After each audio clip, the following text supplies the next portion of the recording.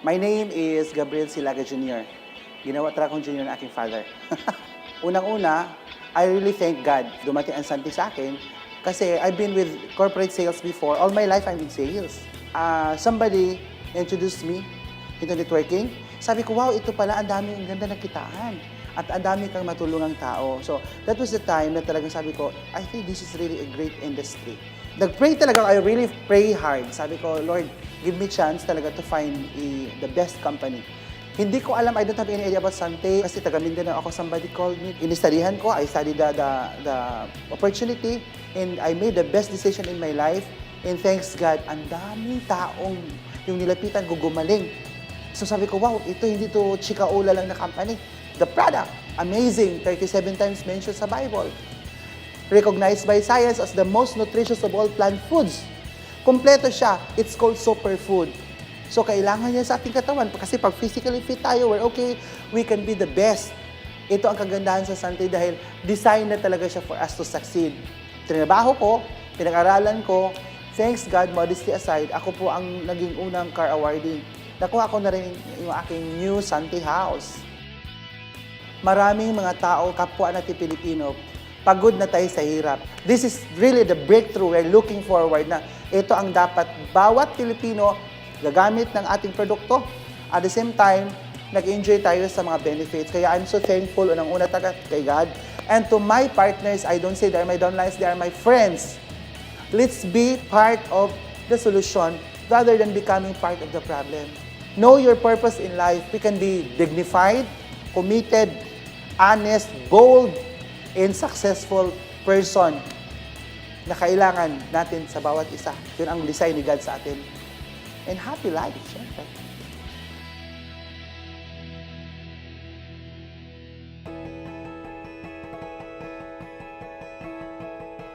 Since 1987, napunta ako sa Pasig. Pumasok ako as a boy sa isang garments. Tumagal ako ng almost 18 years. Doon ko nakilala yung misis ko na nung time na yun, may sakit na yung misis ko. Diagnose sa kanya ng doktor niya sa lung center is pungo sa baga. Kahit anong try niya lang ng mga synthetic drug, hindi siya napapagaling. Nag-abroad, naging full-time sa church. Yun yung mga naging work ko. Pagbalik ko sa galing Saudi, may sakit ako. Noong 2011, napunta ako sa Sante as a driver ng isa sa mga director natin. Yung manugang niya mismo ang kumulit sa akin para bilhin yung package nila na Sante Barley. Yung anak ko naman noon, mayroon siyang back pay, pambili niya ng cellphone yun, na ayaw pa niya ibigay sa akin. Sabi ko, bibili ko ng gamot ng mama niya. Na hindi ko akalain, yung 4,000 na yun yung magbabago ng buhay namin. Dapat babalik pa ako ng abroad. Pero noong time yun, kinukulit ako ni Mama Net.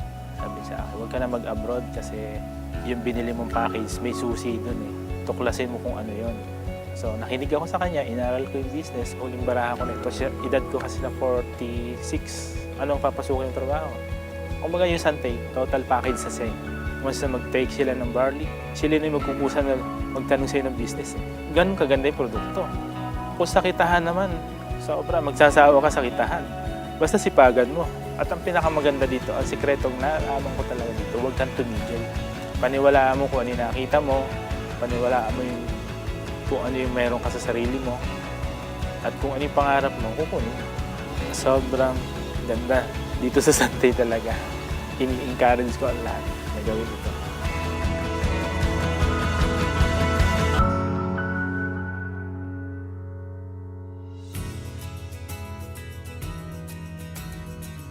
Ako si Giovanni Flores, taga Mindanao. Noong 4th year high school ako, namasukan ako bilang tagaluto sa bakery ng uncle ko. Gusto ko talaga mag-aral ng kolehiyo. So dahil sa mahirap ang pamilya namin, kinaral ko nila yung bakery. Almost 8 years ko pong ginagawa yung trabaho na yun. Nag-join po ako sa kumpanya na to dahil po sa produkto. Yung papa ko kasi nag-bedridden almost 1 month kasi nasira yung kidney niya. Dahil po sa barley, 1 week lang po nakatayo yung papa ko. So doon ko nakikita na maganda talaga yung produkto. Sabi nang nag-invite sa akin si Upline Gabi, i-try mo yung negosyo. Ginawa ko itong part-time almost 1 year and 2 months. Nag-attend ako ng mga trainings kasi yung mga magulang ko, tutol talaga dito eh. Mabubuhay naman kami doon sa lugar namin kasi meron kaming 7 hektarya ng lupa. No? I believe na kung ano man ang buhay Kung ngayon, yan ang desisyon ko 5 years ago. Kung hindi ako magsante, hindi ako makasakay ng eroplano. Kasi first time ko lahat eh. Mayroon na akong bahay at lupa. Mga gadgets na pinapangarap ko dati. Nakabili ako ng sasakyan, cash po yun. Dream ko din dati na gusto ako mag-abroad kasi maraming pera. So dito sa Sante, nagpunta kami ng abroad na hindi nagtrabaho, na masya lang. Huwag na kayong magduda pa sa kumpanya, sa marketing plan, sa product. Kasi ako po ang living testimony, ordinary person, naging extraordinary. I am blessed kasi isa po ako sa pinakabata na naging part sa Executive Millionaires Club ng Sante. Kung ano man ang narating ko sa buhay ngayon sa Sante, kaya nyo ding marating. Sabayan nyo na ang Sante International.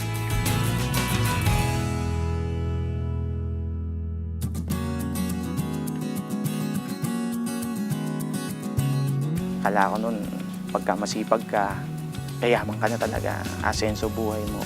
Hanggang sa nagkaroon ng retrenchment sa trabaho namin, 2009 yun. Tapos, nung dumating yung 2010, na-diagnose yung misis ko ng breast cancer. Pagdating ng 2011, umuwi siya kay Lord. 3 yung anak ko na maliliit pa. So, sabi ko na lang, Lord, ikaw ang nagbigay sa akin ng mga anak na to. So, bigyan mo ko ng pagkakakitaan para mabuhay ko to. Dumating yung isang kaibigan sa bahay. Sabi niya, bro, may business tayo. Sabi ko, kailangan ko yan. Magdadamo tayo. Nako, sabi ko, delikado tayo dyan. Nung nalaman ko, totoo palang damo, barley grass nga pala. Nabanggit niya sa akin, network marketing yan. So, pag alam ko, network marketing, kakausap ka ng mga tao, di ba? Magbebenta ka, so on and so forth. Sabi, paano ko magagawa yan? Bantay bata ako. Nagawa ko siya online, sa bahay lang. So, ganyan ako, pinost ko siya sa Facebook, yung mga gumaling, like si April Boy Regino, di ba? Gumaling ng prostate cancer, diabetes, high blood. So, sabi ko, ang daming tao may sakit na ganyan. Tapos, sa sulit, sa YouTube.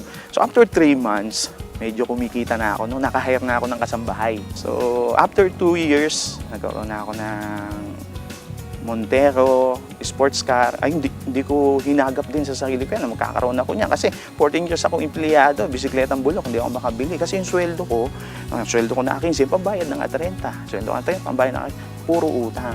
Kahit sino ka parang movie lang yan Pwede mong gawin to at pwede kang umisenso.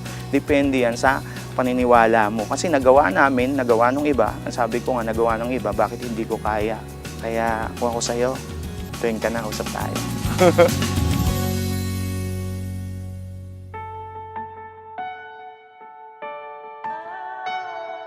Ako si Oliver Sagawinet, 24 anyos. 11 kami magkakapatid. Lahat kami hindi na nakapagtapos ng pag-aaral.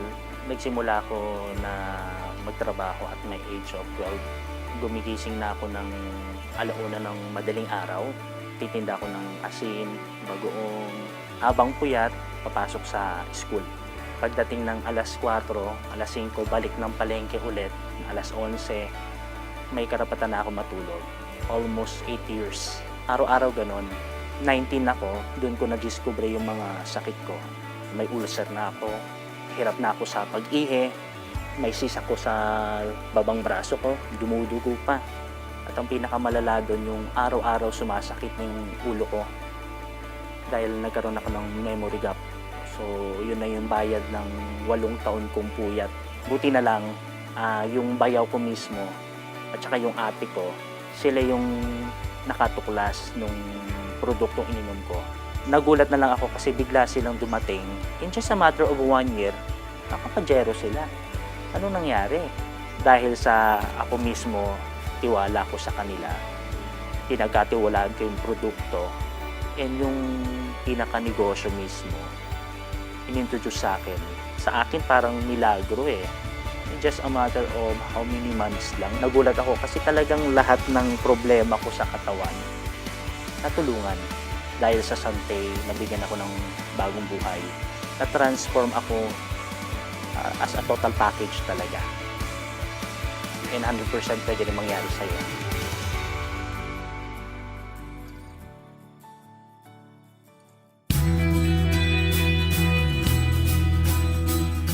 May negosyo akong pinasok, kaso 2010 bumaksak, milyon ang utang ko during the time. Wala naman akong daytime job. So wala akong inaasahang sasahurin kinsenas katapusan. And then may nanay pa akong pinapagamot. I have to spend 12,000 a week para sa dialysis niya. And then kapapanganak lang ng misis ko. So just imagine gaano kami kagipit pagdating sa pera. Last quarter ng 2010, sabi sa akin ng ninong ko sa kasal, Jun, since hindi naman nagwo-workout na yung business mo, ba't hindi mo subukan ng Santay? Then pinaresent nila sa akin yung produkto, pinaresent nila sa akin yung marketing plan, pinasok ko siya. Ang nakita ko kasi sa Santay, unlike doon sa traditional businesses ko, pwede ako magsimula ng maliit lang ang kapital. Dati lagi namin pinag-aawayan ng pera, kami mag-asawa. Kahit ayaw namin, pero yun talaga eh. Kasi nai-stress ka sa problema sa pera, so talagang pag-aawayan mo. Pero ngayon iba na. Ang anak ko ay na-enjoy niya yung mabubuting bagay. Nag-aaral siya sa magandang school. And then, because of Santay also, no, yung mga travel namin libre na. In fact, lumalabas kami ng bansa thrice a year. No, yung pera ay hindi na namin pinag-aawayan. Pinag-uusapan pero hindi na pinag-aawayan. Right now ba, are you living your dreams or just living your life? Halos lahat ng tao may pangarap. Pero sad to say, karamihan sa kanila, they are just living their life. Alam mo yun, parang wala lang choice kundi mabuhay.